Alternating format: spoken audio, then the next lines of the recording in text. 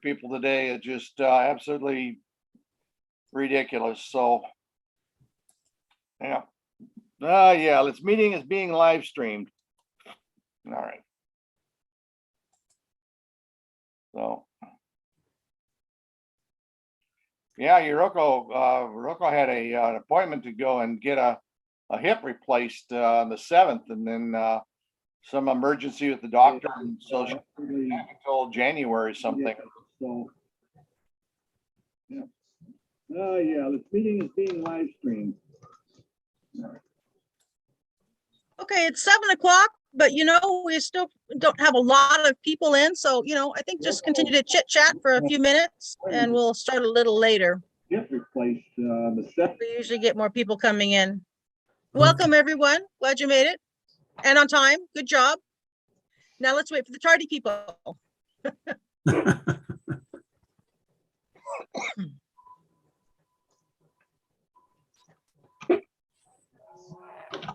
Well, there's a stranger I haven't seen in a while.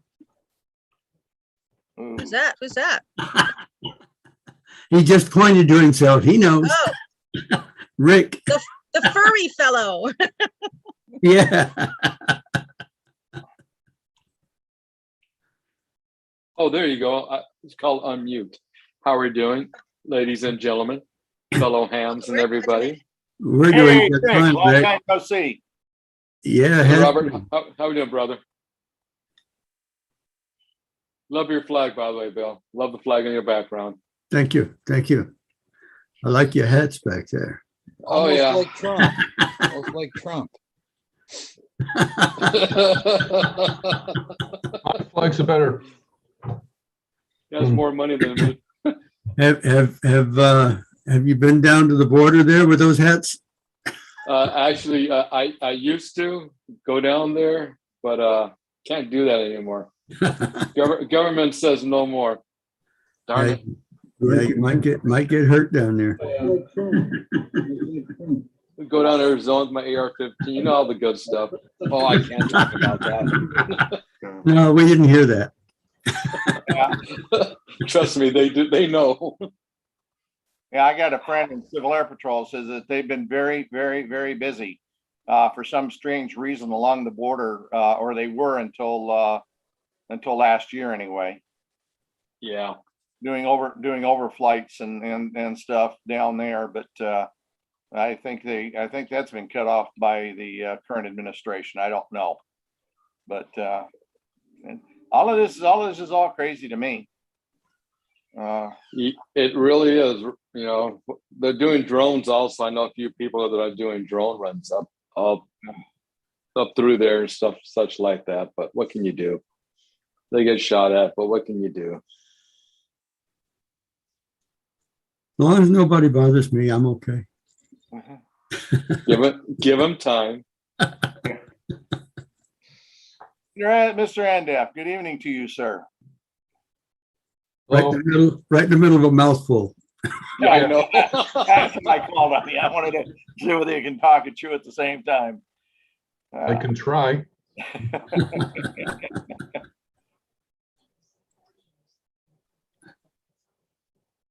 Oh, I see a young man down there, Jose Perez. Are you one of the school Ramirez. attendees? Oh, Ramirez. I'm sorry. My Yes, vision's ma'am. not that good. Sorry, Don't- yeah. I Go to him. Welcome to you, Jose. Thank you. Yeah. And don't mind him. He doesn't know what he's talking about anyway. Which one? all of us to one degree or another.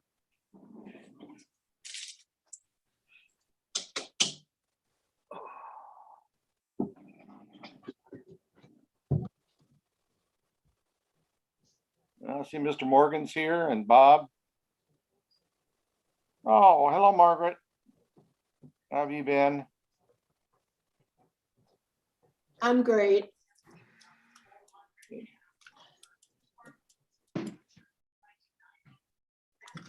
I see another strange face down there. Gentleman named Isaac. Hey, How you doing? pretty good. All right, nice to see you. Good to see you too. Rich. How'd the drill go this morning? Oh, I'm sorry. I'm sorry, Glenn. It went very well. I think we learned a lot about positioning and where people are located, and even on the north side of Signal Hill, how it affected our transmissions. But it went very well and everybody participated. It was fun. We missed you. Love to have been there, but sadly I had to be on digital communications, this thing they call a telephone. So, Okay. but my mission was accomplished, so onward and upward. I'd love to participate next time. Okay, Glenn. We know you. We really appreciate your participation. About 25% of the population there fully vaxxed. The U.S. is about 60%. You bring it to parts of the Bay Area, doctors, some of our counties are right at 90%. So when you're saying 90%, yeah. So when you're saying that, it is helpful. This is a way to fight back against this. This is how you protect children that are unable to be vaccinated. Is how you vaccinate. We saw this exact pattern with Delta. We protected our children. The 5-11-year-olds couldn't be vaccinated. I'm going to mute you because everybody can hear your TV. Thank you, Ryan.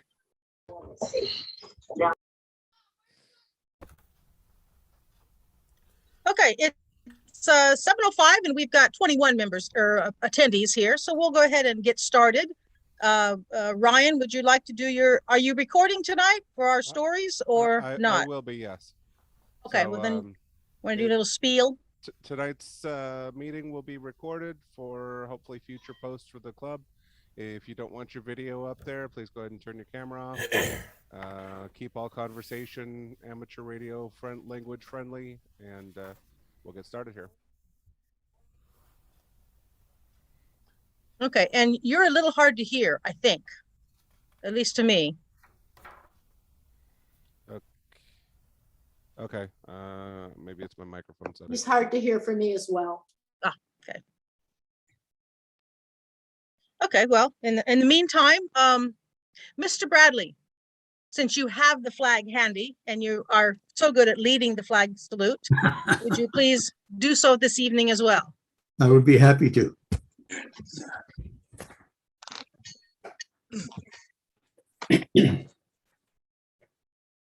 Ready? Begin. I pledge allegiance to the flag of the United States of America and to the republic for which it stands, one nation, under God, indivisible, with liberty and justice for all. Okay, thank you, Bill. Nice flag, Jose. Like that one. Yes. Thank you. My flags are better.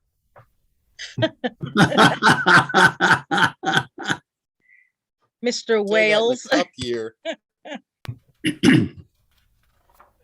Quick announcement. Anyone can renew their membership currently. It's time to renew. It's a membership is considered January through December. So we do accept memberships, through March or up to March, but go ahead and get it done early. So just a reminder. Also, as far as club communication, anyone, I know we had announced this a couple of months ago, that we do communicate on WhatsApp and also some on Groups.io. So a reminder, if anyone hasn't signed up for those, that is a way that we do send out some more mass mailings. And Deb, what do they have to do to sign up for WhatsApp? Do they need an invitation or just go to a certain place? I need to invite them, so they need to email me their cell phone number, then I'll bring them in. Okay.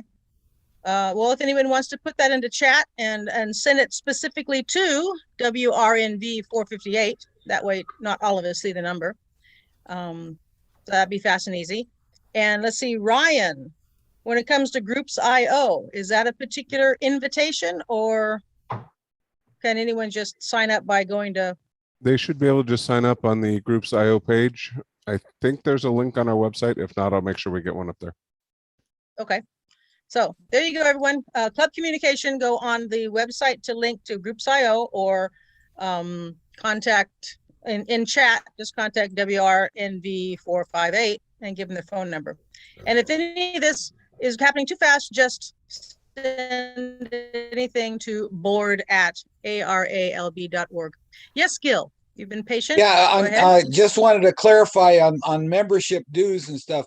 If you paid after March of this year up through October, then starting January December through March, the end of March, that's the dues for the following year are set up. So it's just letting the people know that those that are in between that frame between April and October, if you join between that time, it's time for the dues to come due now for the new year.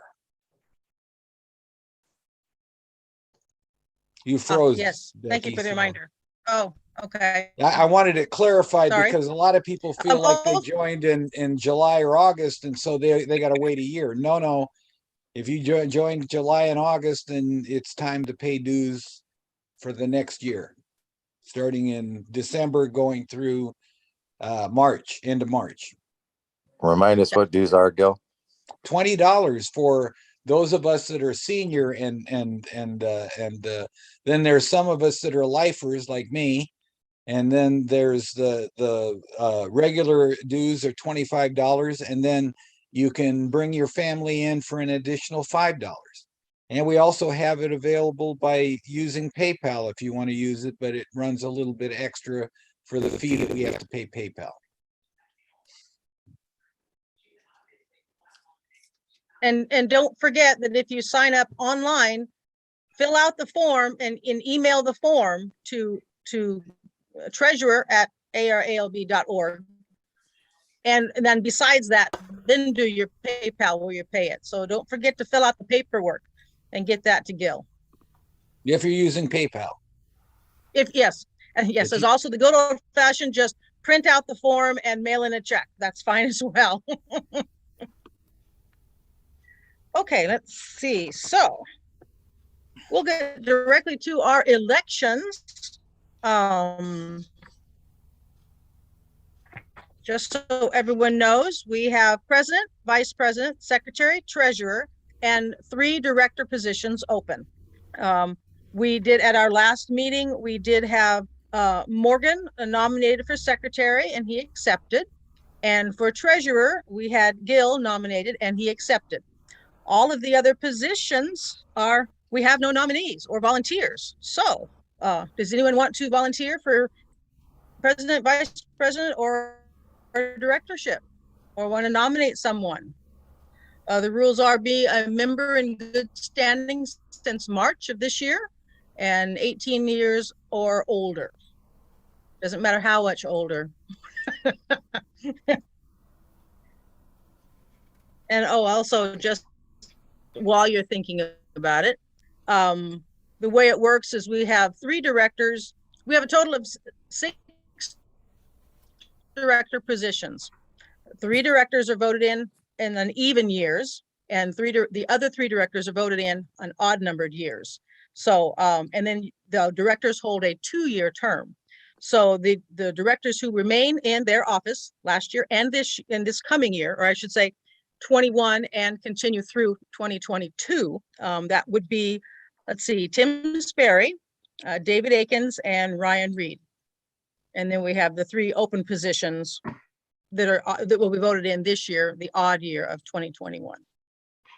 So now that I've babbled on to kind of stall and let everybody think a minute and mull it over and go, don't pick on me, don't pick on me, don't pick on me. Anybody want to volunteer or nominate someone? Glenn here. Yes, Glenn. Provided membership has received my membership renewal application, I'd be honored to be one of the directors. Okay. I nominate Roger. Glenn for the board. There you go. Second. All right, good job. Congratulations. Hey, Oh, you don't Glenn, want to hear my speech? Oh, please go ahead. Nope. Raise our hands who doesn't want to hear me talk anymore tonight. Okay, good. Perfect. Thank you all for your confidence in the vote. In all seriousness, I appreciate it. Hey, Glenn, how did you send in your application and money? United States Postal Service. All right, good deal. Approximately 10 to 12 days ago. And I checked renewal because I was here in 2016 as a fine upstanding member, and I'd like to work on becoming a fine upstanding member again. Okay. Anyone else? Who actually seconded that? Bill. Bill? Yeah. Catherine, traffic one. Madam. Yes, Eric. After you unmute so we don't hear your background. Oh, thank you. Madam President, I'd like to call a happy for Cleanse it. We're going over one of the directions. Sorry, Eric, I didn't get any of that. Okay. Sorry, I'm over at work, but anyway. Yeah, we I'd understand. like to throw my hat in the ring for the one of the open director spots. Okay. Consider him nominated. Okay. Anyone want to second that? I second it. And I'll second. Congratulations, Eric. You have a lot of seconds there. Endoff nominated, and who seconded? Give it to Bill again. Got it. The official seconder.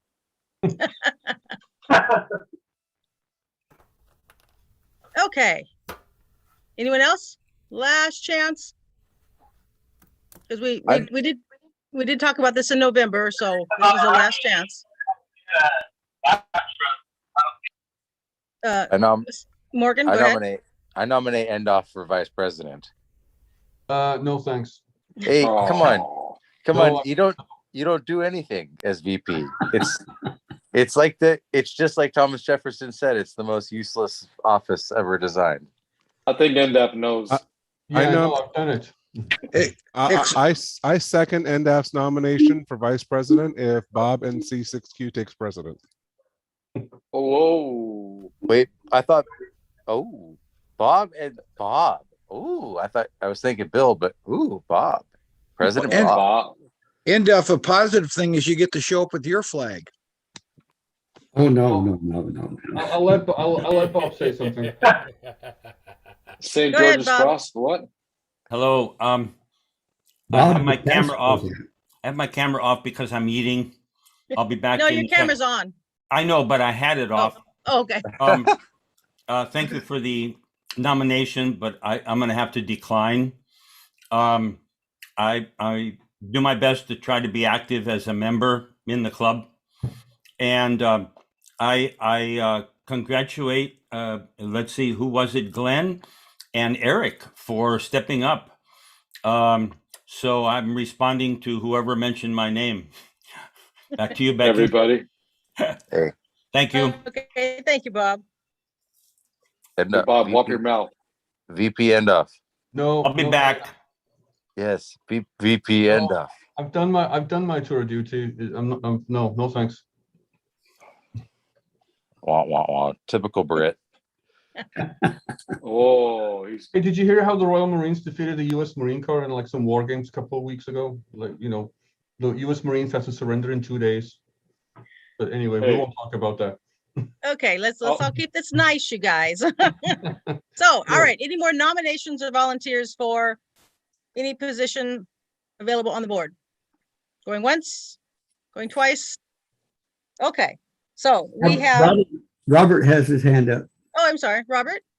Michael Nadal did a pretty decent job last time he was president. I wondered if he would be willing to step up and do it again. I mean, it's a good question. Yeah, I appreciate that, but I think I'm going to wait one more year and probably get more involved with the board probably in the following year. But I do appreciate the nomination. Just other things have been going on with me this past year that I've been taking care of. So I'll probably look into it probably next year. He didn't have any grandchildren before. Yeah, Yeah. well, that's part of it and some other stuff too. So and then they're actually coming in a couple of weeks, so it's Michael, great. would you have any issue helping out the board with some things this year? Yeah, I had some health related issues that I had to deal with, so that's one of the reasons why. Okay, would you have any issues helping out the board this year?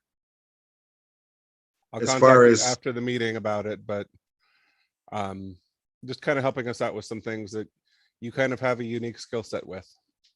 So I'll talk to you after the meeting. Possibility, we can talk about that. Okay. Madam President, do you want to address David Akins's question in the chat? Confirming the current membership status of the nominees. Okay. Ryan, can you confirm membership status of Eric Morgan, Glenn, Morgan, and Gil? As Glenn had said, his membership is in the mail Checks in- on the way. Checks in the mail. I cannot confirm Glenn at this time because the check is in the mail.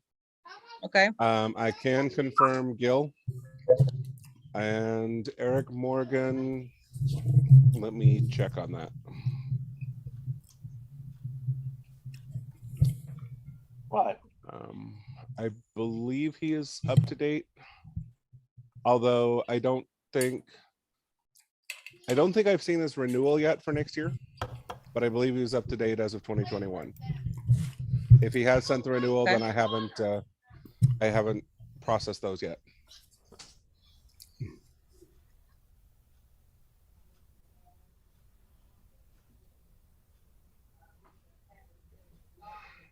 Okay, and then let's see. So Glenn, you're saying you're renewing from 2016, right? So technically not a member this past year? Is that right? Technically not. I mailed it right after Thanksgiving. So Okay. I figured a couple days to the box. I was hoping you guys Technically would not a have it by member now. for the past couple years, which I'm Okay. not too sure how that relates in the bylaws. We might need And to you can discuss that. then whoever's in charge can appoint him when he gets his check shows up. Okay. Okay. So, all right. So then to answer the question, technically and officially, Glenn is not a member since last March, as about remember this year, but we appreciate anyone who wants to volunteer, and he can be appointed by the board after the fact. So right now, we won't necessarily be voting for Glenn, but I wouldn't be surprised if I wouldn't see him on the board next year. So, so when we are voting for Eric Morgan in the directorship, Morgan Wheeler for secretary, and Gil Vernon for treasurer. What is the phrasing whenever it just says, yes, we accept these nominees? Proclamation, something they call it. Proclamation? Okay. Acclamation. Acclamation. I'm sorry, Acclamation. yeah. Thank you. So wait, hold on. So we got who are our 3 seats for the board? Morgan Wheeler for secretary. No, for the board. Well, that's on the board. But yeah. Gil for treasurer and Eric Morgan for directorship. So we still have 2. So we're going to appoint Glenn to one of the 3 openings for the board. We And can do then that. what about that still leaves a 3rd board vacancy. Not necessarily. I don't think we have to have all of the directors. Well, and I know in the past that if you have a director whose heart isn't into it and they miss a lot of meetings, it kind of throws off the having the what is it, a quorum. So it's difficult to get things done. So I don't want to make someone take a position just to fill the numbers, because it's actually a disadvantage. Also, it does have to be in the minutes that Robert is going back for a 2nd term. Robert. He could be elected. He could be elected. He could be elected. for Okay, yes. director, N7 RAH. Because currently his term is up and he could be elected for the second year. I nominate Robert for a second term. Yeah, me too. Second. Thanks. Now I know how Caesar felt. Ding, ding, ding. Well, Robert, do you want to? Will you be in town or will you be in Arizona a lot? I will try not to be in Arizona during the first week or so of each month. I usually try to go in the middle of the month, so I think it'll be all right. Okay. You can join from anywhere in the world. It's Zoom. Yeah, you guys do the meetings anyway, aren't you? Well, my problem is in Arizona is I do not always have a bandwidth out there. I don't always have a good streaming system out there. It's kind of hit and miss, but we can try and see from there. But I will try to keep the trips to the middle of the month and not at the beginning. That way to facilitate my being available. Okay. Then you accept the nomination. So there you go.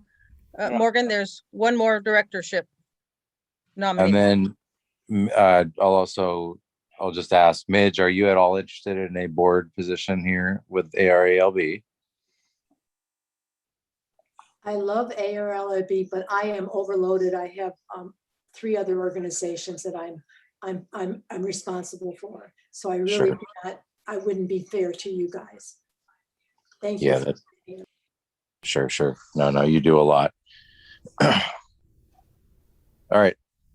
So we're voting on we're voting on 1 new board member, 1 renewal, 1 secretary, 1 treasurer, no VP, no pres. We plan to appoint you, Becky, as president again, even though you've reached your term limit for election. We can still appoint you, so we will have a president. We have a full deck minus 1 board member and a VP. Yeah. Is that right? Yes, that's what I show. All right. That's So what the minutes will will be a club not reflect. playing with a full deck. Got it. But everyone's been elected by acclamation, huh? No, we need to vote. We need to vote on me for secretary, Gil for treasurer. We don't need to vote because if there's only 1 person available in that seat, it's automatic. Oh, well, okay. Well, I thought the club had to vote to accept it. Let's just go for it. Yeah, let's just do it. Okay. Bob has a comment. Yeah, I'm sorry. Can someone read the list of names so I can jot them down, please? Yeah, I'm gonna also officially nominate Glenn for treasurer. I don't know if I heard that, but I'm gonna. Gil. Gil. Excuse me. I was already nominated last week. Were you last week? Okay, sorry, I haven't typed up those. I haven't typed up those minutes yet. Let's see here. All right, so I'll just note Gil. All right, so the nominations are as follows. For the executives, it'll be Gil for treasurer. He was nominated at our last meeting. Morgan for me for secretary, nominated at the last meeting. I nominated and Bill seconded Glenn for the board. Oh, sorry, we're not going to do that one. I'm reading here. So skip Glenn for now. We're going to appoint him. Endoff and Bill nominated Eric. And I nominated Robert Hartwig and Endoff seconded. So tonight we'd be voting on Gil, me, Eric, and Robert. Treasurer, secretary, 2 board members. And the other 3 board members are going to be staying. The other 3 board members are going to be staying. I think we can also appoint on this meeting. Okay. I think the board can appoint on this meeting too. So I think we should follow it with Glenn's appointment. Yeah. Who are the other 3 board members, please?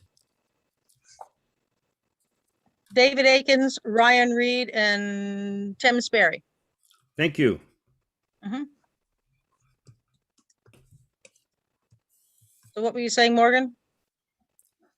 I was just saying, I think we should follow the vote with Glenn's appointment.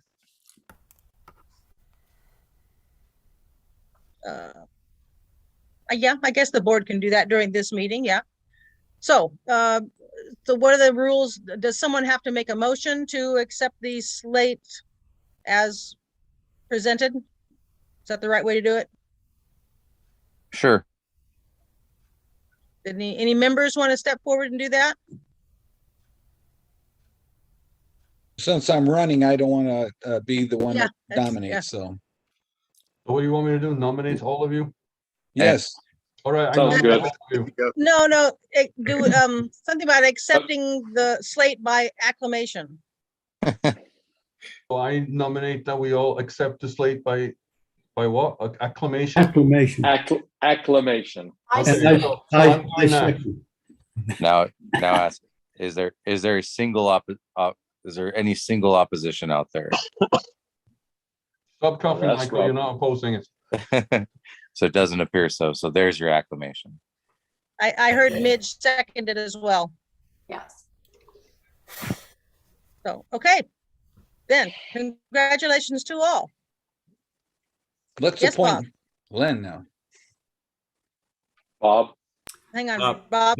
Becky, while we're on the subject of board members and officers, I'd like to congratulate Becky on the job that she has done for the last 2 terms. Let's see, who else is here? Rick. Well, Rick is, it's good to have you back, Rick, but I've been with the club for, I guess, 15 years, and I've seen a lot of presidents come and go, and I want to commend Becky for the job that she has done with a freaking pandemic on top of it.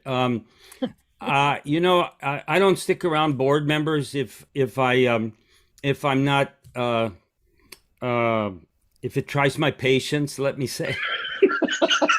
and yeah, I think that was Rick, and he probably knows what I'm referring to. But I've seen Becky has done a really good job of trying to get people active, trying to get the club doing stuff, and not always successful because people have to respond. But I want to commend Becky for a good job. And if the board should appoint her for president again, more power to her and to us. So I just had to say that she's done a really good job. Thank you, Becky. Everybody's Thank muted. you very much, Bob. That's appreciated. Yeah, you're welcome.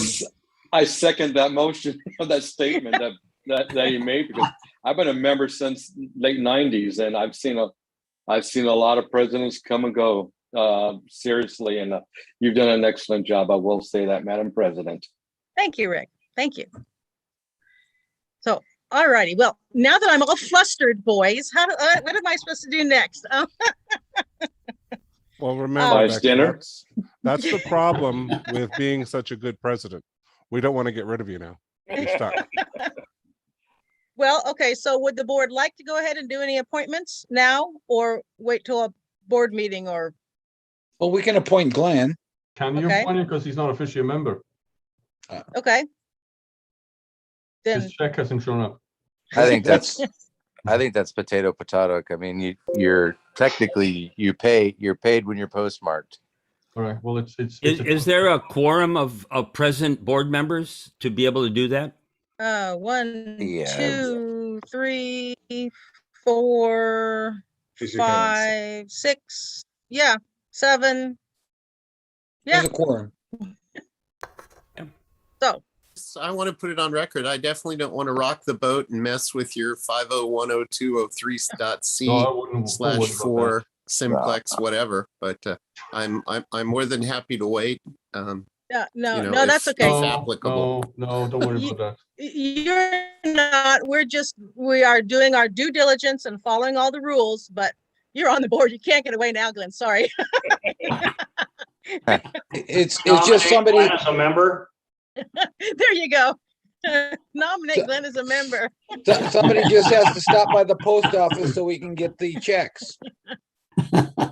So very quickly, somebody appoint, do we have to make a vote thing of appointing Glenn as a member, or just, yeah, we all agree? I Glenn thought he, is part of the board. INDEF just asked to appoint him. Okay, Yeah. all right. And that's Then not on the I'll- board. No, I'm not on the board. Yeah, Oh. so we'll want a board. Robert. We'll want a board nomination. So I'll nominate him as a member. there we go. I Ryan. second it. Okay, Tim seconded.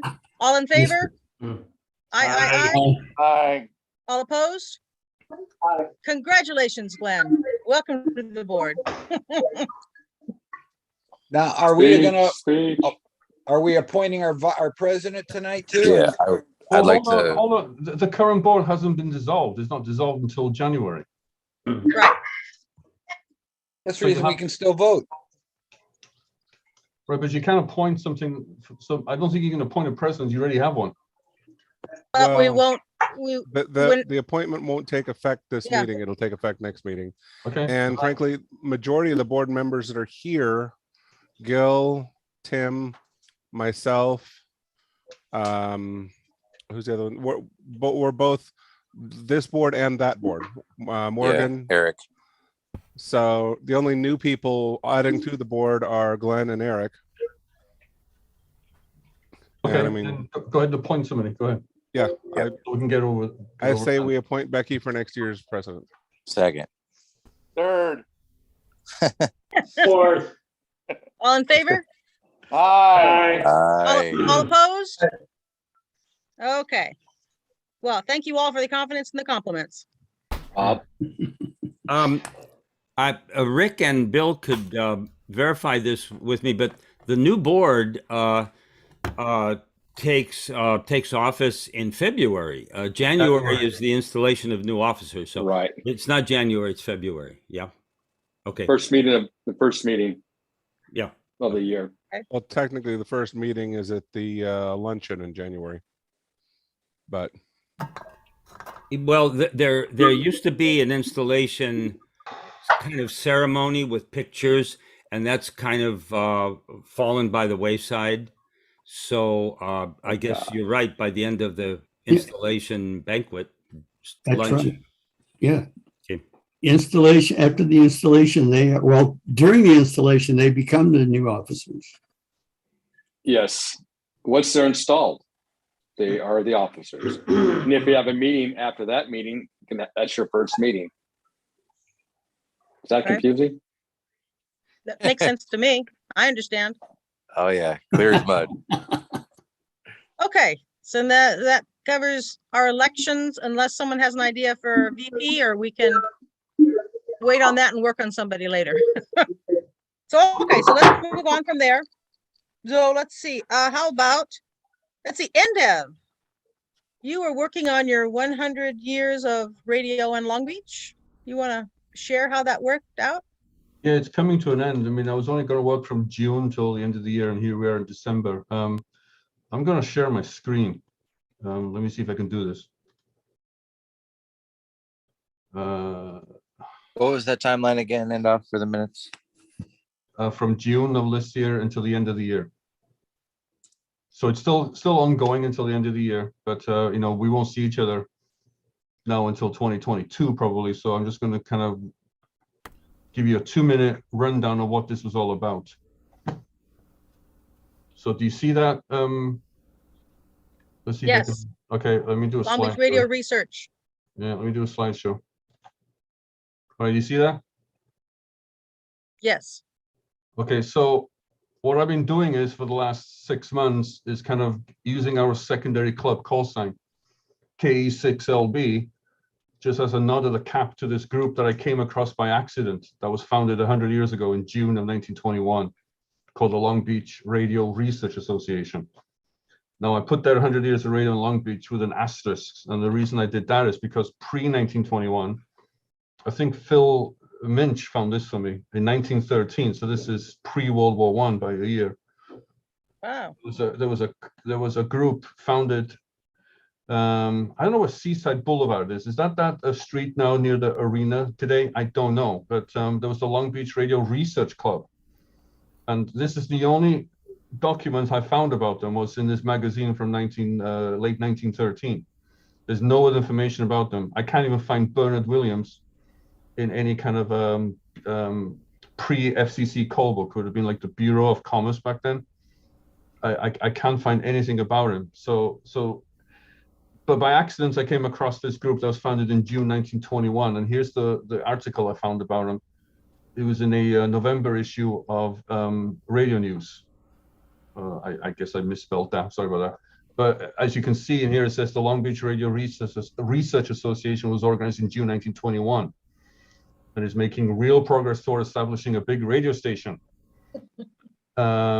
It says here the club is not part of, nor has it any connection with any club previously organized in this city under a similar name. This is the only one besides the one in the high school. And my assumption is the high school is the Long Beach Polytechnic Club, because that goes back to 1920. And also reading some other books, there was also a club at that school in 1911 that was kind of radio related.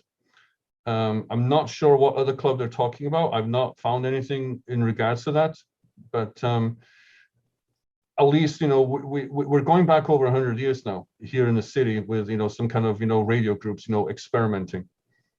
And they were looking at getting a clubhouse at the airport, so what was then Earl Daughtry Aviation Field.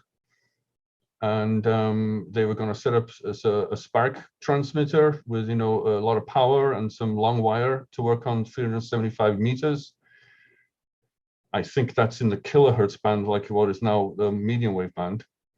So, I mean, they were pretty active. And if you wanted information, you could, you know, contact Robert Portis, who lived on Elm Avenue. And here are the officers. The president was Robert Portis. There were two secretaries. So if Morgan wants any help, you can have two secretaries, apparently. There was a treasurer and there was a chairman of publicity, which is similar, I think, to what Mitch does with the California Amateur Repeater Association as the director of public relations. Now, again, I'm not finding a whole lot of information about these individuals. All I know is Robert Portis had a call sign, and here is from the 1924 pre-FCC call book. His call sign was 6ABA, so this is before the W and the K came into being, and that was like 1927. So he was licensed, and he was only 17 or 18 at the time. I found some information. He was born in the early 20th century. In Iowa, and moved down here as a child. So he was a teenager at this point. So that's different, right? You know, everybody today who has interest is probably, you know, no offense, is, you know, in their 60s. I say that with, you know, love and respect. But back then, you know, there was no previous generation. You know, these guys were teenagers starting off and experimenting. And then another board member was Ralph Haynes. Now, he's not in any of the call books. I cannot find anything about him, but he was apparently the owner of Radio Mart, which was a store on 1236 American Avenue, which is now Long Beach Boulevard. And apparently he patented these variometers and built them and sold them. So he did have kind of an electronics background. And here's more about Radio Mart. Apparently, it looks like his family, if you look at the top, you know, had a lot of companies. There was an automotive dealership back then, a realty company, and then there's more kind of adverts there for you know, Radio Mart. Looks like he built equipment as well and sold them on. So he was active. Again, don't really know a whole lot about him. And then one thing they tried to undertake was they tried to do a contact with Australia on amateur radio. Some of you may not know, but we're just coming up on the 100th anniversary of the first amateur radio contact between the US and the UK. There was a station in Massachusetts, I think, and a station in Scotland. So kind of apt that here in 1923, I think it is, they were trying for this first contact with an Australian ham. I don't know if they were successful. We've not found anything else about them. And then the last slide here, I know this is taking very quick. Apparently they planned a big banquet to kind of, talk about what they did over the year. And this was in 1923. So the club was at least around for 2 years, or the association, and they had a banquet. So I wonder where we got our idea from when we had such a thing. And then that's pretty much it. Then after 1923, I couldn't find anything else about them. They just disappeared. And then even looking through, I forget his name now, the radio ham who had the big station here in the 1980s, Don, I forget his name. Anyway, there's no mention of them in his autobiography or his biography, nothing at all. And then, we came, sorry? Don Wallace? Don Wallace, thank you. Yeah, my mind just went blank. W6AM. Yes, I couldn't find anything in his biography about this group or any of those individuals. So it seems they disappeared after 1923. And then, excuse me, and then we came along in 1928. And just to follow up, I've been operating on VHF, UHF satellite. I've had Edgar helping me on HF, and I've also had Tim also helping me on HF. And we're at over 600 contacts that we've made over the last 6 months. And I also got the VUCC award for the club call sign, which means I worked 100 Maidenhead grid squares on satellite. So K6LB got an award out of this. So that's all I have. Thank you, Madam President. And Def? Yes. Well, thank you. Thank you for sharing the information. Tomorrow, I'm going to call you. I'd like to operate as much as I can before the end of the year for the 100 years, etc. of with KE6LB. So. Just call me. Okay. Yeah. Anybody else? Anybody else can step up too. Andolph? Okay. Thank you. Andolph? Yeah, there is really no script, really, Bob. Just you call CQs and the call sign, and you don't have to say what you're up to. Then people look you up on QRZ. They'll see what this is all about. So it's up to you how you want to play it. But thanks. Okay. Andolph. Somebody's calling. Andolph. I can hear my name. Who's calling? Skeet. Oh, hi, Skeet. Hi. Hello, everyone. Haynes Power Generating Station down there off East 2nd Street. I wonder if that has any relation to the gentleman you were talking about. Possibly, I don't know. Like I said, I looked through some genealogy sites for all these individuals, and the only one I had any kind of info was the president, Robert Portis. He's buried in Pomona, so he stayed local. He died in 1981. 1981. So he's like in his late 70s, I think. But anyway, yeah, I don't know, Skeet. Like I said, this group came and disappeared, which is a shame. Interesting. Great presentation. Thanks. Thanks, Skeet. Yes, Mitch. You had your hand up. Oh, was it by accident? I got it. I would just like to thank Endolph for all the hard work he does. To research all this hours and hours and trying to find information and then putting it in a nice presentation. That's really wonderful, Endolph. And I think all of us are proud that you have done that for us. Thank you, Midge. Thanks a lot. I enjoy doing it. It's just, it's interesting kind of going back in time and seeing what was going on here. But anyway, over to you, Madam President.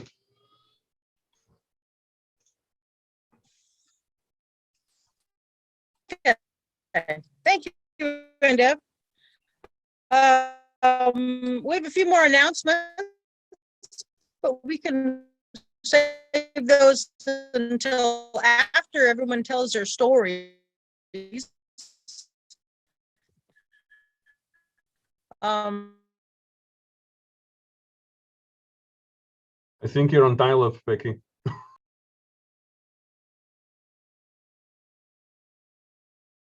You must be on the modem. What's that, Gail? Yeah, I did want to recognize, Bill has done an excellent job as well. He got us a lot of good speakers this year, and he's always had a flag for us. So I'm gotta say that he did a great job as well, leading our groups this year and helping us learn stuff and made suggestions for what we could do and He had help from other people, but he mostly got everything going, and I'm hoping to use him as an entry into races and Aries and stuff later on in the next couple of years. So I did appreciate his help and work this year as well. I agree. Thank you, Bill. Thank you, Bill. Appreciate that. Thank you very much. Okay, so does anybody have any stories they want to share? Anything new they learned on radio this year? I got Bill. another presentation. Oh, sorry. Go ahead, Bill. Go ahead, Gil. Yeah, mine's pretty simple. I joined the club a couple of years ago, and I had Induff send me things to help me with my Baofeng, although that's an evil word to a lot of people out there. But he helped me put a lot of stations on, and through that I was able to get on the wind system, and I'm on 6 nights a week now that I'm on the Insomniac network, and I appreciate doing that. And I also try to show up as many Fridays as I can for our updates. The things that I've picked up this year as well is being able to do some slow scan TV, at least recording. I haven't gotten to the point where I can go out yet. I bought the equipment except for 2 items to put together my WinLink system, and I've got that to do this year. And I do appreciate the club for the things that they've given and shown me. It's a lot to take in at our meetings when we have the information that comes across, because there's a lot of it. And so thanks to Ryan, we're going to be able to go to and look at and see some of our past things so that we can pick up anything that we've missed. So pretty much I didn't do a lot this year, but and including Indoff this year helped me. I was one of his I guess sectors, like DM03, I guess. I can't remember exactly which one I was on a contact that I made. One thing I haven't done so far this year or last year is too much in the logbook. Wind system and these other contacts are the things that I just feel are every day, and I haven't logged them. So I need to get used to doing logs and stuff as well. So that's my accomplishments and things and tasks that I've had in my future aspirations. Okay. Thank you. Thank you, Gil. And we need to get you on HF now, on next. Hello? Hello? Is there something wrong with my set here? Hello?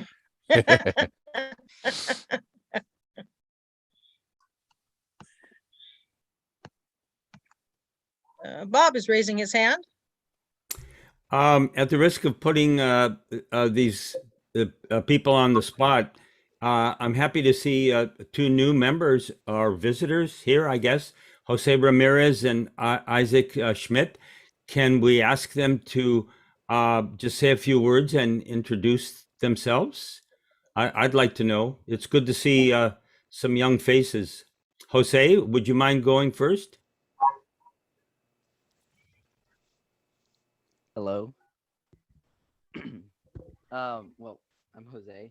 I just got my technician's license not too long ago.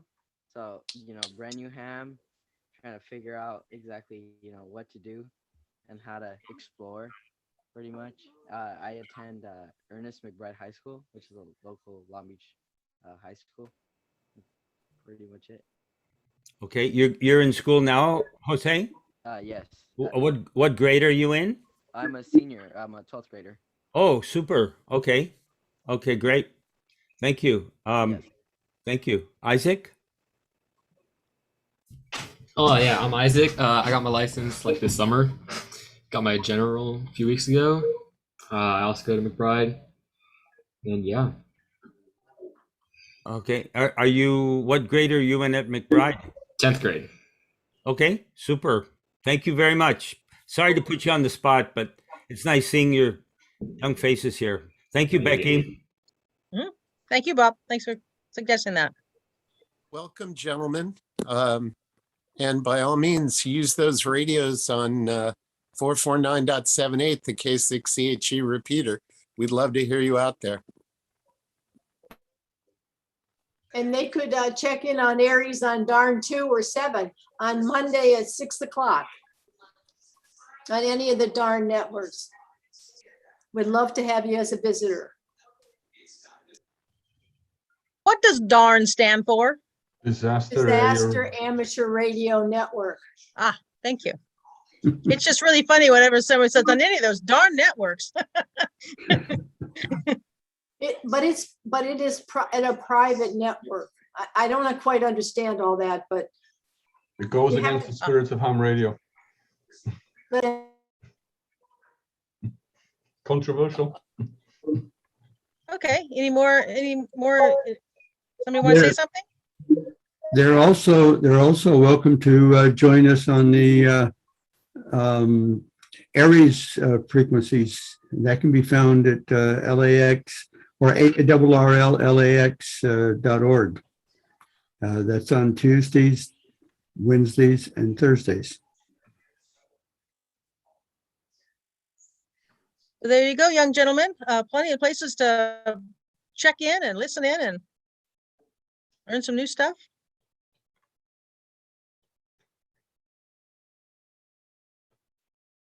Anybody else? Eric Morgan, I think you tried to turn on your speaker. Yes, Madam President, thank you. Yeah, my journey is a little bit different than most of the members in the club. I came into radio through my interest in emergency communication. And so when I went to go test, it was at the Red Cross. Met a little bit NDOC and a couple of other gentlemen. They encouraged me to join ARALB subsequent to my taking the test. But so, yeah, I've been glad to be a member since then. But really, my interest has taken off in the direction of emergency communications. And I think, Becky, you came, we were at an event in the fall of 2019 over at the Ready Long Beach event. Yeah. And through happenstance, I ran into the booth run by the Cal State Long Beach Graduate Studies Program and Emergency Services Administration. And so on a lark, I went after a long gap between when I went last to school. I enrolled into their graduate studies program.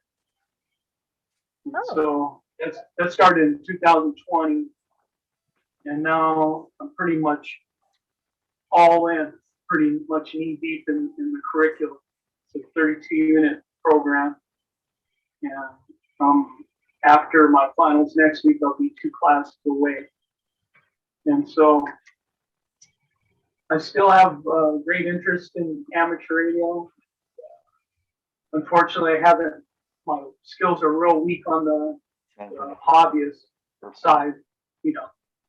And it's almost like something I'm holding off on as a reward for getting through that program. Then I can dive into more of the quote fun stuff. But I've met a lot of great people in radio. I participate with, the disaster communication service, and I dabbled in with the Red Cross. Of course, like many things, the things we want to do that waylaid during COVID. So I'm hoping, like many of us, that things will lighten up so we can dive into the things we love or learning on. And it's just seeing nothing but great people in radio, and as a nod to the younger fellows that are jumping into this great hobby of radio operating. I hope you take to it as well and get a lot of enjoyment. Thank you. Thank you, Eric, and congratulations on school. Good job. Yeah, definitely on a lark.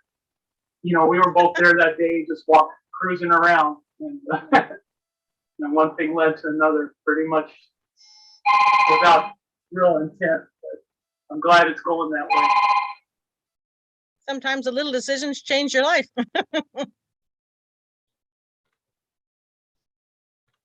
Okay, anybody else? I'll give you a presentation of what I've been up to. Okay, go ahead, Endo. And then Glenn. I'll let Glenn go first and I'll go after Glenn. Oh, okay. Madam President, and hello again, everyone. Gee, I really did want to say something, and usually I have no trouble saying something, but all of a sudden it's gone. No, I just wanted to thank all of you. I know most of you on this call or on this Zoom, and I've had individual interaction with just about everyone on this call in a different way in amateur radio, and it just makes it all the better because with the individuality and the different characteristics and who has what radios and who does what within it, I just think it's really cool. And I always tell people I've been a better person when I got into kite flying, and since I jumped into amateur radio, I'm an even better person than that. And I just really appreciate all the efforts of everybody wanting to keep this going. So that's this year, besides honing my WinLink skills more, I actually found out how to merge two ICS 309 individual pages together by just going on Google and typed in, how do I merge two Adobe files or PDFs?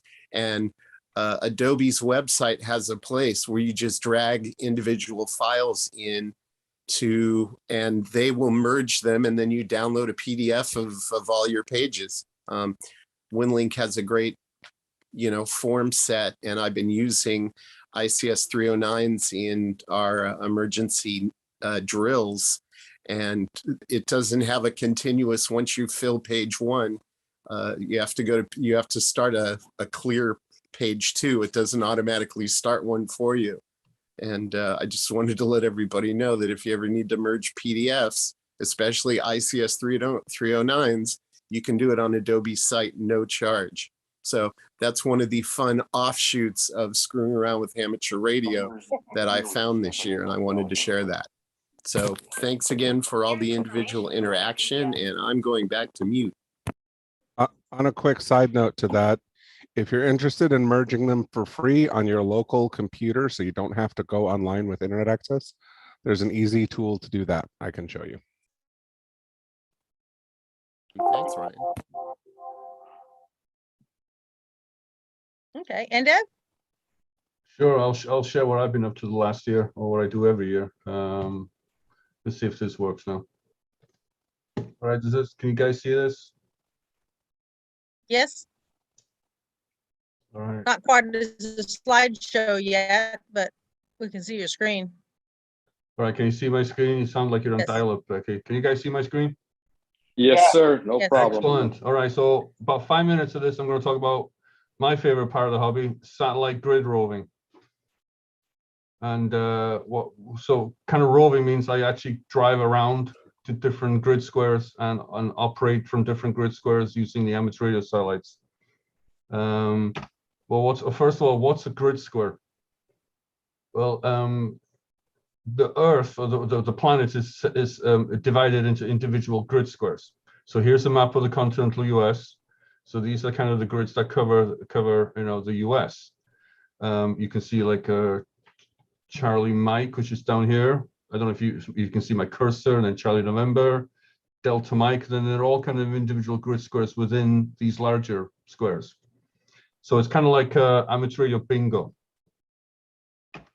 And then so here's what a grid square is, and here's our grid square. We're in Delta Mike 03. If you live in Long Beach or in the neighboring cities, we're in Delta Mike 03. That's our grid square, Gil, that you kindly gave me during that VHF contest back in September.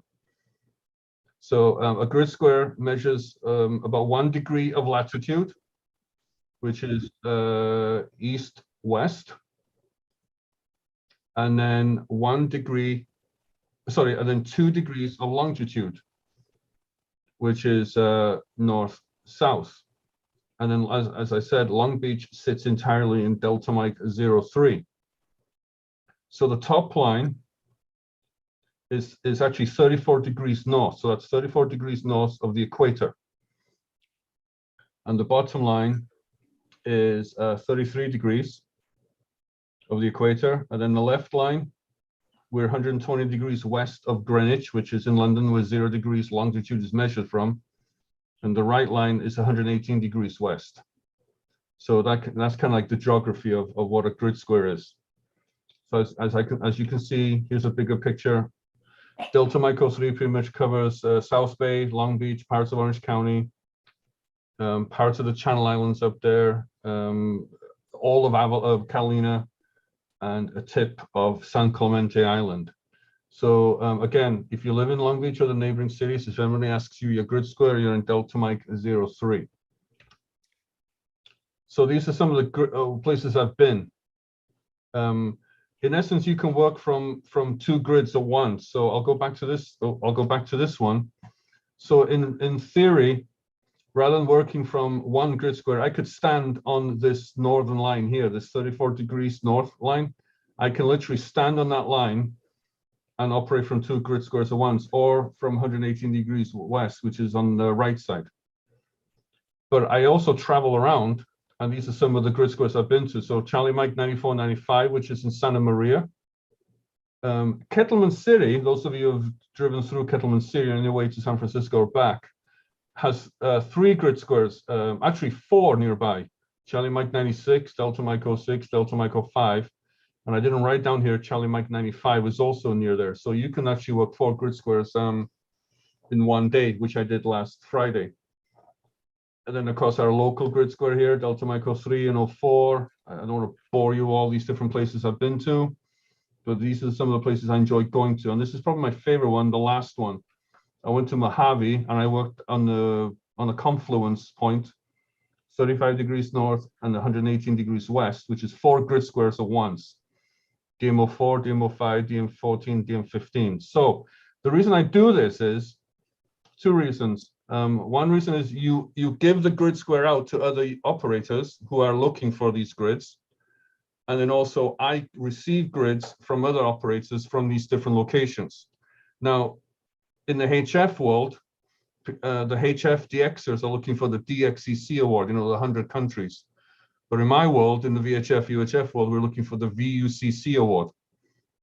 So each individual grid square is kind of like a kind of a mini country. So going back a year, at the middle of December last year, I took a trip all the way out to, how many of you heard of Trona? It's way out there, way north of Ridgecrest. It's where that big earthquake was in 2019. Remember the earthquake we all had at the meeting on that Friday night? Oh, yeah. The epicenter was actually in Trona. And so I went to the grid line of Delta Mike 15 and 16, which is 25 kilometers just north of Trona. So about a 3-hour drive. And it's literally nobody out there. I mean, I parked on the side of the road here, and for about 3-4 hours, I saw maybe 30 cars, maybe. I mean, and I had no cell service either. My phone went dead, and I got rather worried. Oh God, what am I going to do now? But luckily, I was able to get a hold of people on satellite and say, somebody asked me, "Are you okay?" "Yeah, I'm fine. I'm just out here in the middle of nowhere without cell signal," because I wasn't tweeting on my phone, telling people where I am and what I'm doing.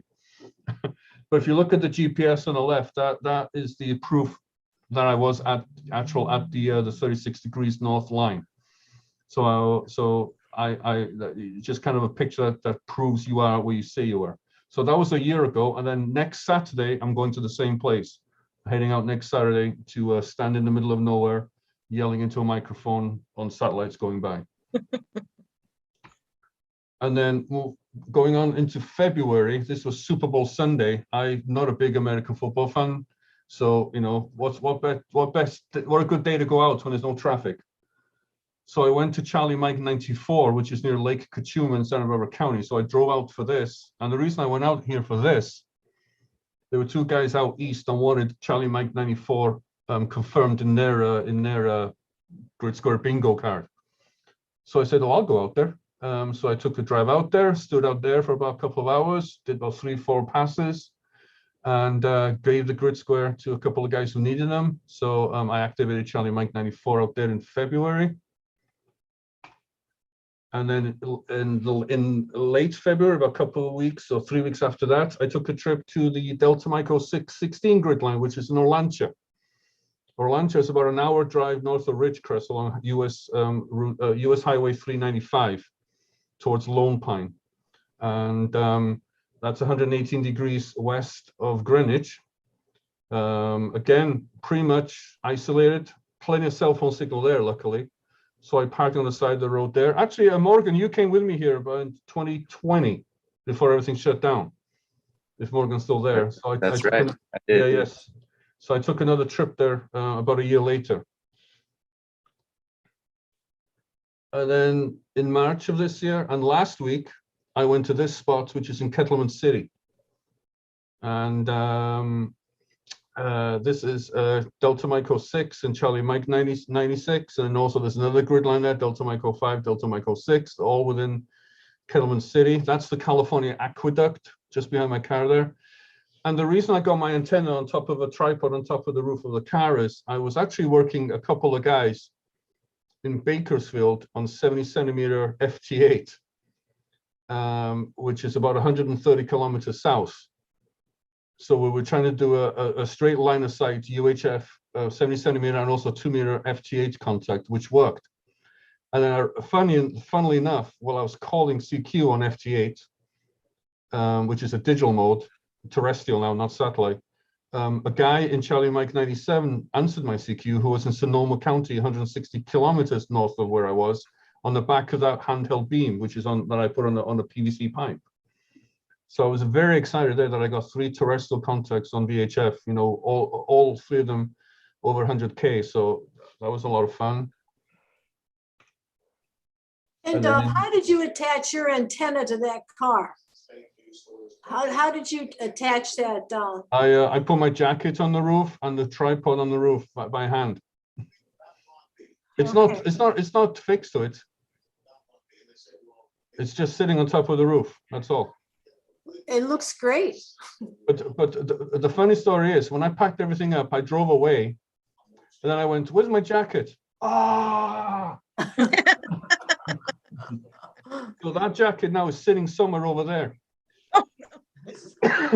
And by the time I realized it was, you know, I forgot it. I was, you know, I was heading down Highway 41, heading to the Kings County line. But that's another story. But yeah, I lost the jacket.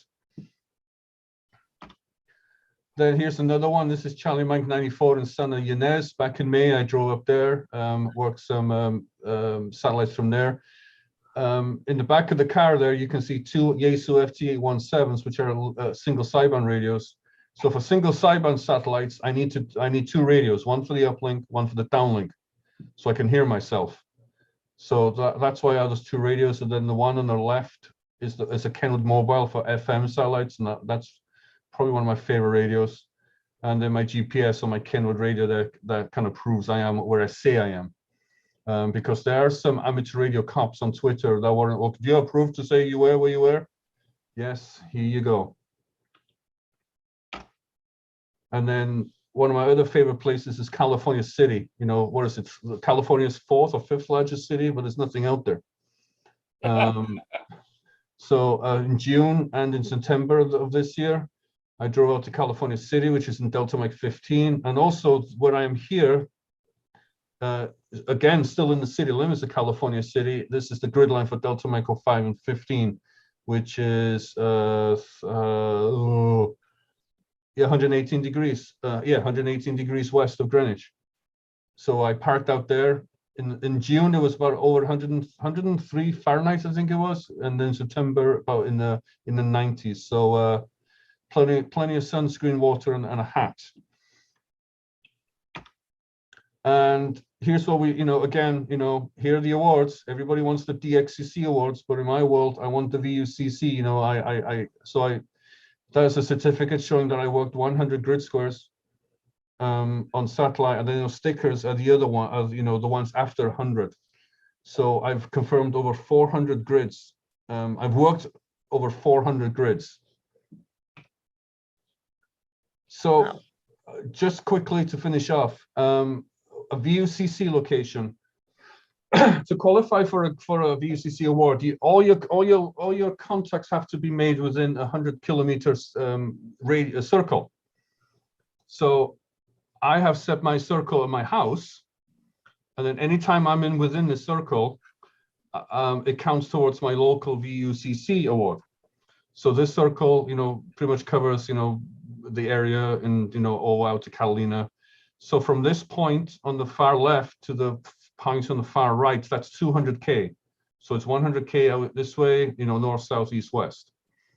And then on the right, you see my kind of like my logbook. These are all the green grids are the grids that I've confirmed that I've worked from my home VUCC on Logbook of the World, the ARL's logbook. The blue ones are ones I've got cards from, QSL cards, and then the orange one, the solitary orange one, is I worked that guy in that grid square, but he hasn't confirmed it on Logbook of the World or via QSL. So I'm just hoping somebody else lives there. And again, my home grid here, all our home grids are DMO3 if you live in the area, but they also separated. But so my 6th grid is DMO3 VV. This is my high desert one, and this is centered in Ridgecrest. So those contacts I made from California City and Olancha and Trona next week all count towards this.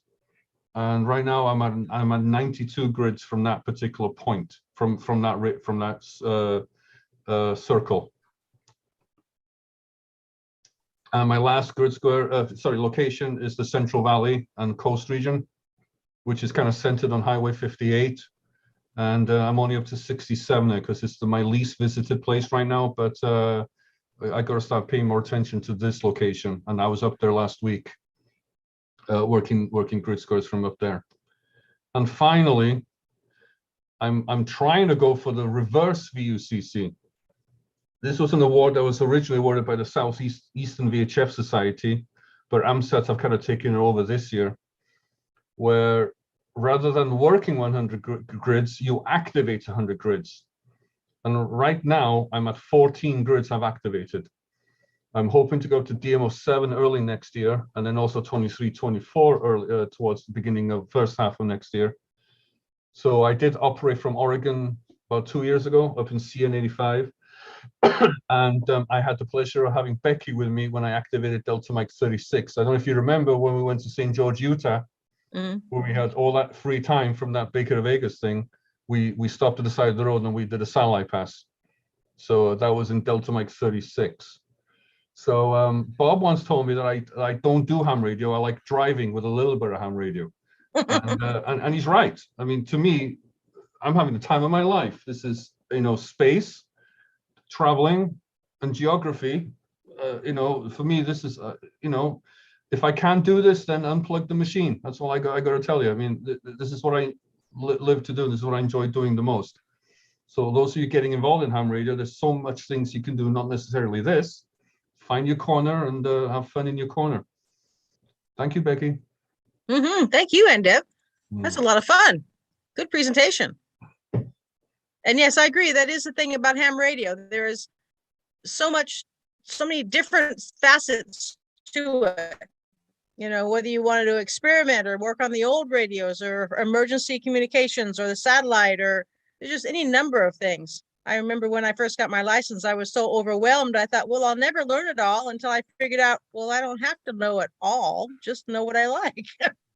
Anybody else have any stories or anything they want to share? Thinking. I have an announcement about December 13th. It's a Monday at 6:30. We're going to have a holiday, a Heil holiday, and Bob Heil is coming back to Aries. They're going to do an evening, a holiday presentation, and we're going to have a couple of people do a program with all of the holidays, Hanukkah and Christmas. And I will send out a Zoom to Ryan to post the information. It will be a Zoom, and it'll be a lot of fun. And we're encouraging people to wear Christmas hats. All right, thank you for sharing that, Midge. Anybody else? Announcements or stories or something learned? Bill Bradley. Yeah, I was pretty much forced into ham radio. I was a radioman in the Navy. And when I got my job with the city of Long Beach, my boss was a former radioman in the Navy and a ham radio operator. And his boss was a former radioman in the Navy and a ham radio operator. So they got me to get my license. And as soon as I got my technician license, he put a mic in my hand and said, call Joe Provenza. And many of you remember Joe. And so Joe was my first contact. And between the two of those, that's how I got into emergency communications. And that's how I also got into the ARALB. So, and it's been a lot of fun ever since. I'm learning new things. Things have been thrown at me all through my time in ham radio, and some of it bounced off and some of it stuck, and I've had a great time with it. And I agree with Midge that these young people are, I think it was Bob, these young people getting in, that's good stuff. Good stuff for our club, because they can see so many of us older people, some of the things that we've done, and give them ideas and go off on in their own little corner, as I believe you said, Becky. So you can go off in your own little corner and have fun.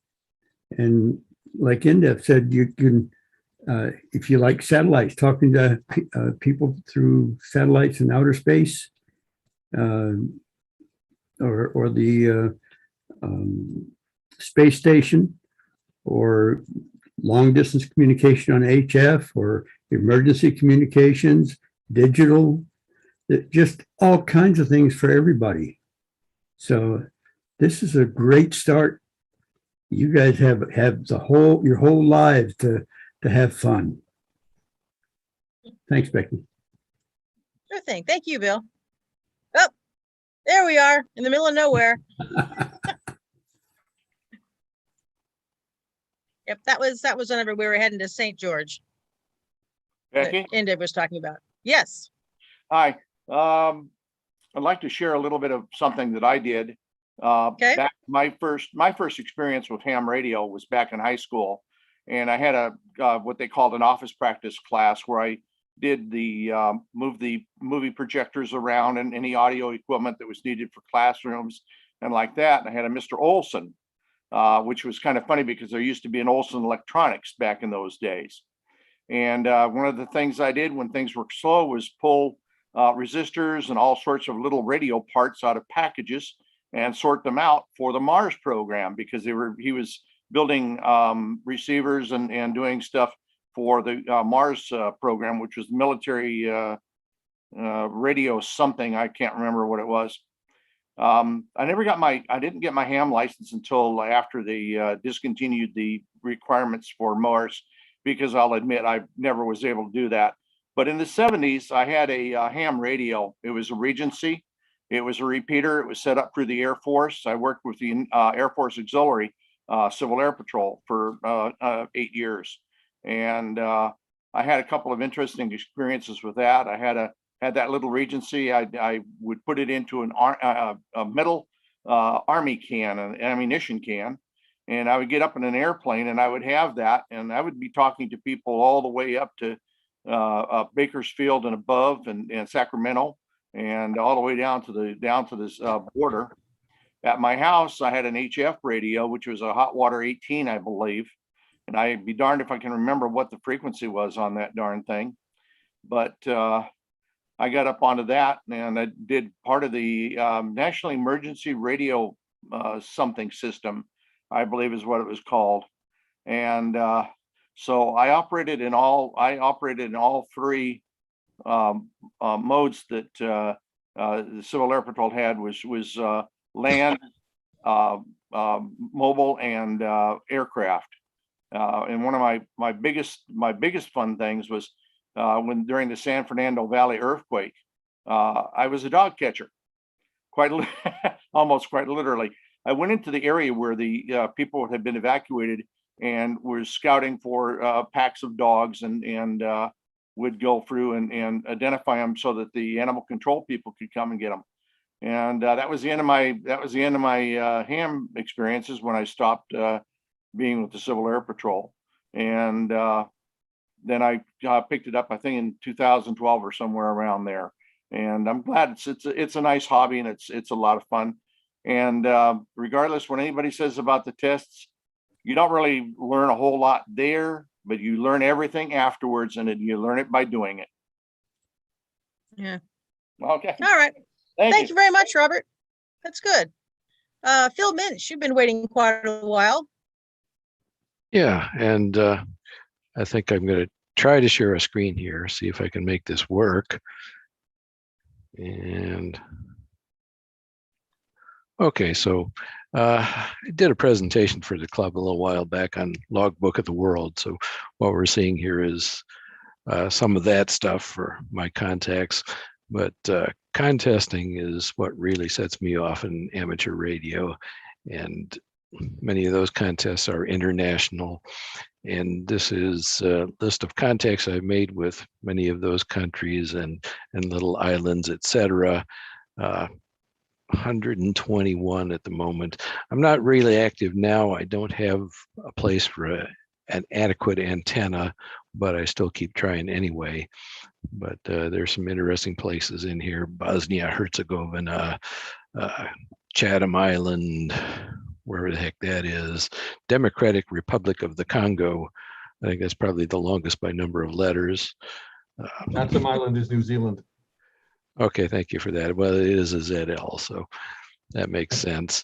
Kaliningrad, which is a Russian city that's separated from the rest of the country, so it gets its own entity. Kazakhstan, I don't think it was anybody important there, but you'll be interested to see this. I do have a contact with Wales, and right above Wallis and Futuna Islands out there in the Pacific. But I'll keep collecting these as long as I can. And I find it very interesting to see some of these interesting places that I made contact with. Some of them surprise even me when I get the confirmation on it.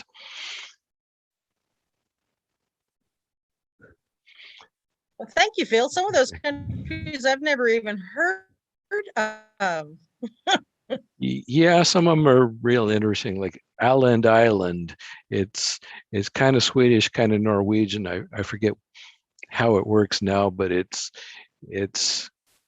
part of one of those countries, but administered by the other one. So weird stuff like that happens. Wow. Well, good job. All right, thank you. Here's the secretary out to the grid score when we about 2 years ago. Looking at Endoff's collection of tripods, whether they're metal or human. I have had a human tripod in the past. I'll leave it at that. All righty, so let's see. Let's go to, we had talked about doing some different nets. And so Ryan, did you want to mention about the nets we were talking about? I can. So a couple times I've thought, hey, amateur radio, it encompasses a lot. And we do have our Friday night nets. However, we have some people that do DMR. We have some people that do IRLP. We have some people that do, some people have their GMRS license as well. And radio communication is radio communication. It's amateur, but it's also all these variants and other offshoots. There's network radio, which is like Zello, things like that, that you don't have to have a license. but it's still communication nonetheless. And then in the event of an emergency, communication from point A to point B needs to happen, whether it's amateur, whether it's a bubble pack FRS, whether it's WinLink with the forums, whether it's Zello with an unlicensed person, doesn't matter. I've thought of doing different nets with different modes, and I wanted to pull up a poll here with this group, and it's also kind of our chance to test out the polling within Zoom to see what you guys are interested in and or capable of when it comes to doing different nets. So I'm going to go ahead and put that out there. The only difference between part 1 and part 2 is they'll only let me do 10 per. So we'll give you guys an option to answer those. And if you have any questions, I'd be more than happy on that. But if you're interested in doing any of these nets and or have the capability thereof, feel free to check it off and let us know, and we'll see if maybe we can do a few more different kinds of nets rather than just an FM net every Friday and a slow scan TV every once a month. Again, there's several different types here. There's GMRS, which is a different kind of license, but at least you don't have to take the test for it. Did you mistake fast scan for slow scan? No, we already do slow scan. So I added fast scan in case somebody has the equipment and wants to do that one as well. Okay, all right. Okay. But I probably should have put slow scan on there too. I try to add things my brain was processing. IRLP and All-Star are both online, but we can connect to hubs and do our nets that way if you guys have the nodes.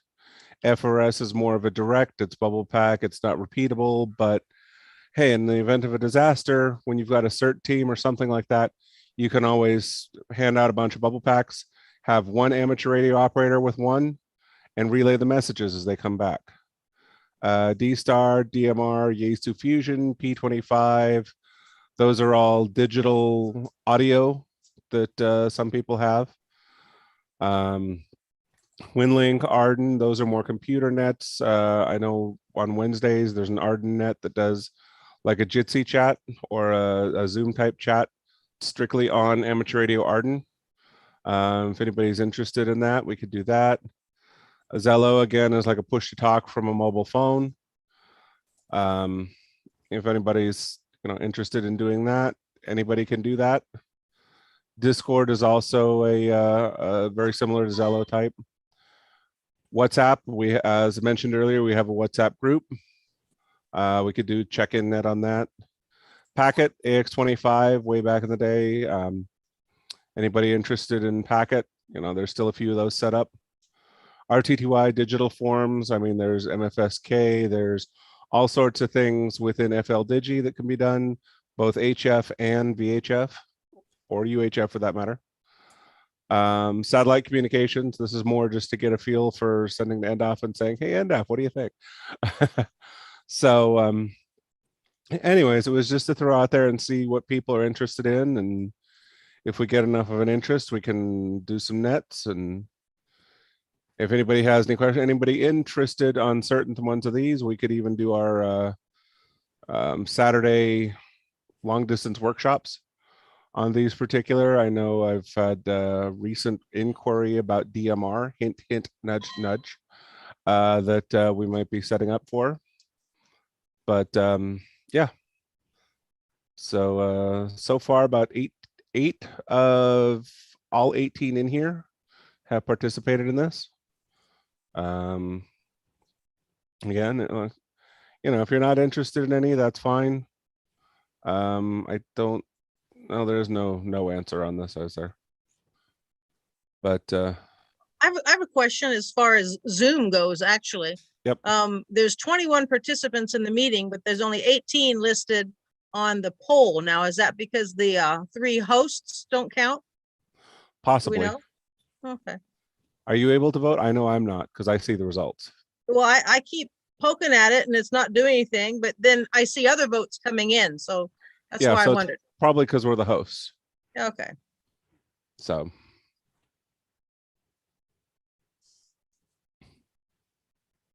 Good to know. This is also our first time running the polls on Zoom, so it gives us a chance to see kind of how it works and feedback from people. So good to know that hosts can't vote on here. So we know for next time. But 8 of the 18 people have put something in. Even students, Isaac and Jose, if you guys want to put in there what you're interested in, feedback is feedback, whether no matter where it comes from. So question, Ryan? Yes, sir. When you see the results, you do not see names of people, right? It's just a number for each item. Correct. Mm-hmm. Yeah. I tried to put mine in and it wouldn't let me submit it. Did you do all 3 questions? Yes. Okay. As long as you do all 3, the forms part 1, forms part 2, and net control. As long as you put 1 in each of them, it should allow you to put in there. I think the poll's closed. Did you close it? I didn't close it, no. No. It went off. It did show ended, yeah.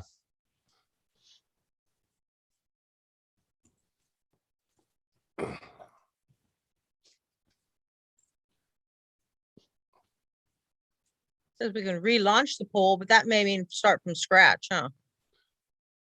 Yeah, let me see here. Let me first download the results. I can save a screenshot of it here.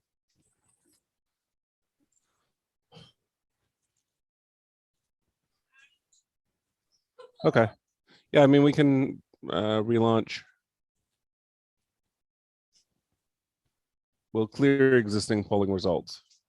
Yeah. Well, actually, do we want to share the results before we do that? Just so everybody can see? I'm assuming that's what that button means. Yeah, we can, or I mean, it's more just for our information.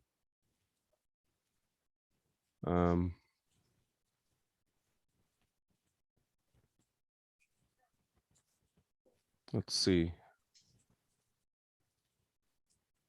Rick, Jose, Scott, Eric, Bob, Gil, No, Glenn, and well, Robert okay. were the ones that voted.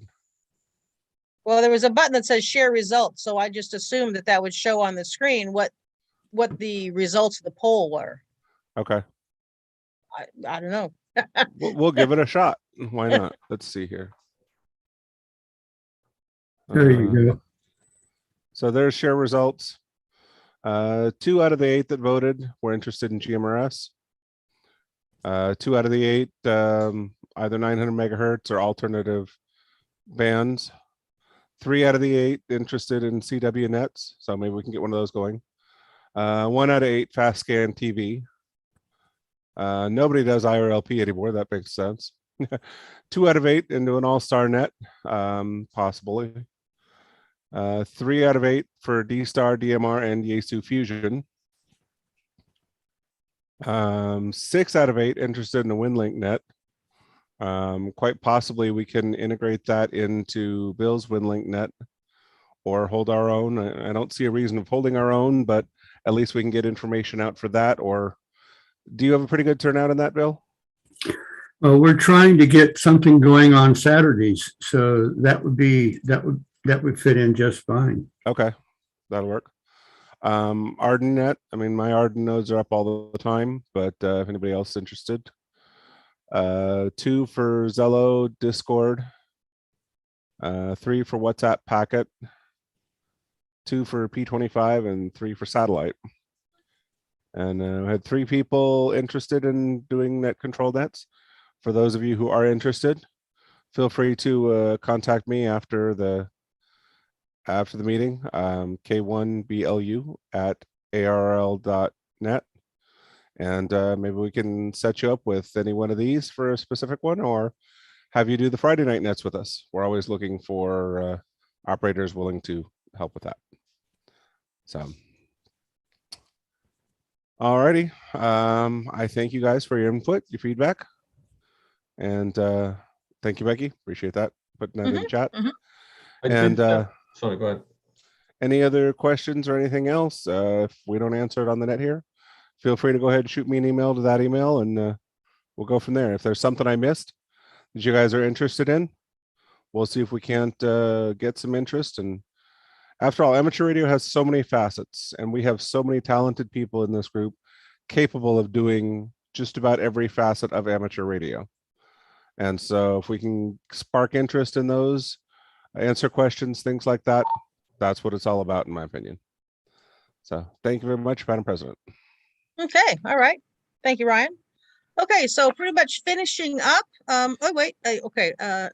Okay, Eric Morgan is clapping your hands. Okay, not raising your hand. Thank you. Our installation luncheon for our new officers, we have that tentatively scheduled for Saturday, January 22nd. We're kind of still working out the details. So if anyone has any suggestions where we should do it, we'd like to venture outside into the world, but we don't want to go. We'd prefer to not do it in an indoor restaurant. So if there's a restaurant with some outdoor seating that can handle a group of, say, 25, if you have any suggestions, do go ahead and email us at board@ARALB. I'm putting it in the chat, if you can tell. Hey, Becky? Yes? Just as a suggestion, the patio, which is considered an outdoor at Hoff's Hut, might be able to accommodate if somebody else thinks that's a good idea. And we have a history with them, so just a possibility. And that's the Hoff's Hut. Where is that located? That's on Bellflower Boulevard, near Stearns, I believe it is. Okay. They've been accommodating with us before. They do have the patio, and if we kind of maybe make contact with them a little bit ahead of time, they might be willing to rope off a section of the patio for us, depending on how many people we have. And they're a little bit pricey, but they have a fairly wide variety of menu items there. So, okay. What date is that, Becky?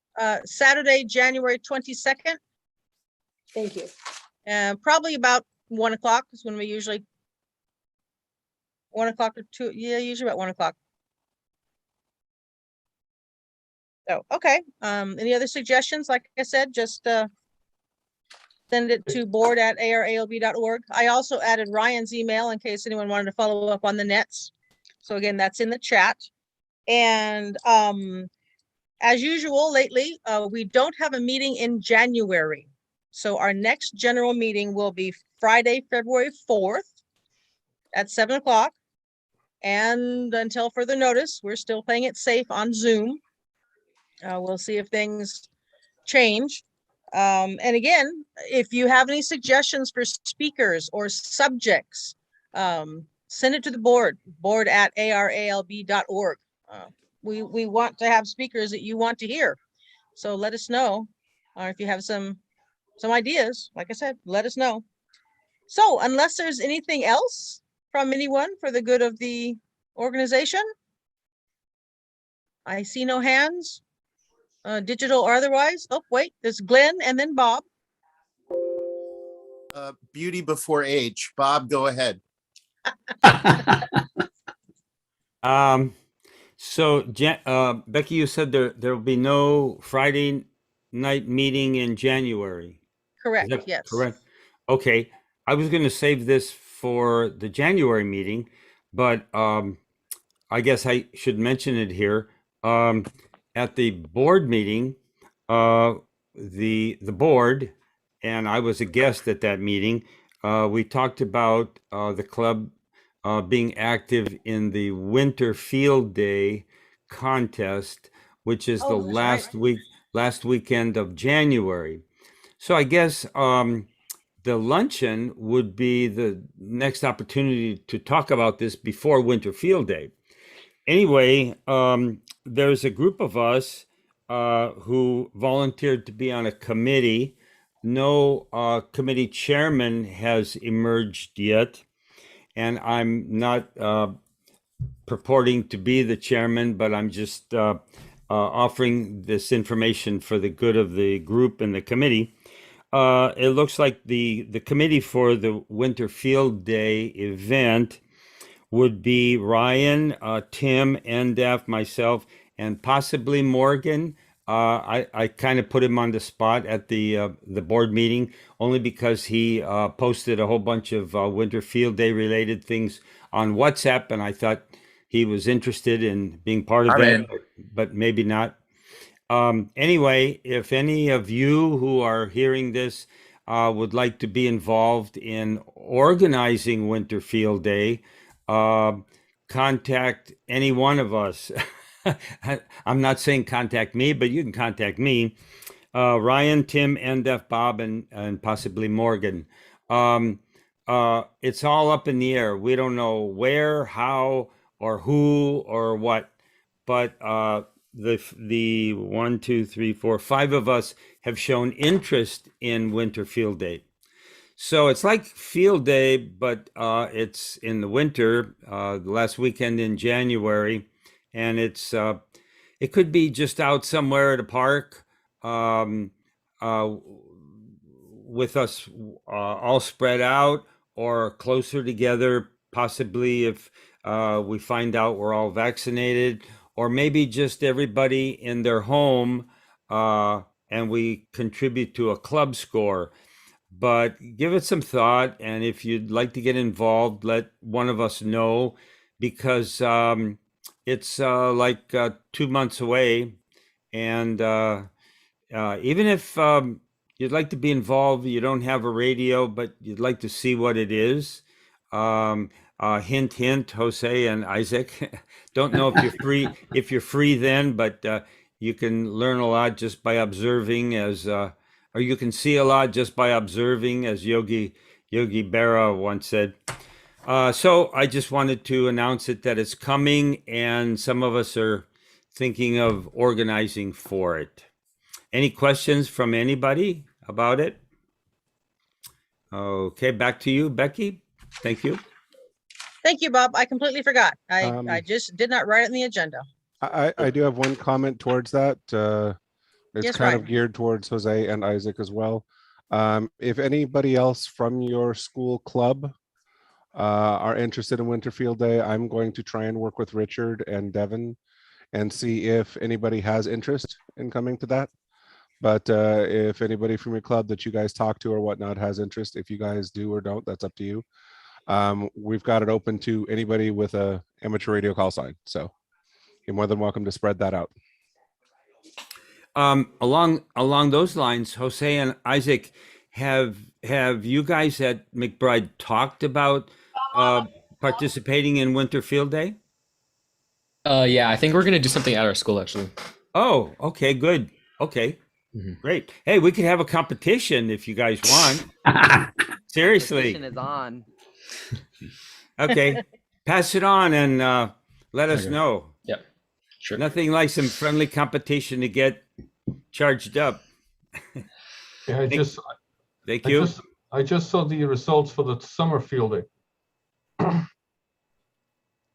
Say that again, NDEF? I saw the results for summer field day. Yeah. We're in QST. We only got 2,746 points, and there were 5 entries. So only 5 of us apparently posted scores towards summer field day last June. That's down a bit. Well, thank you, Enda. Thank you, Bob. Let's see. Go. Where did Glenn go? There you are. You moved on my screen, Glenn. Trying to duck away from all that director work I'm already, trying to push off. You know how that goes. Well, you were starting to tie it up, and I'm interested if Ryan's able to share his screen to see how you merge PDFs on the computer as opposed to going to the website. Okay. Well, let's finish up the meeting officially, and then everyone is welcome to stay, and then Ryan can show that on the screen. So I guess that's it. Next meeting is February 4th. So Merry Christmas, Happy Holidays. Hope to see you at the installation banquet and field day, Winter Field Day. And again, if you have any input for the club on speakers or activities, just email board@aralb.org. So this meeting is official.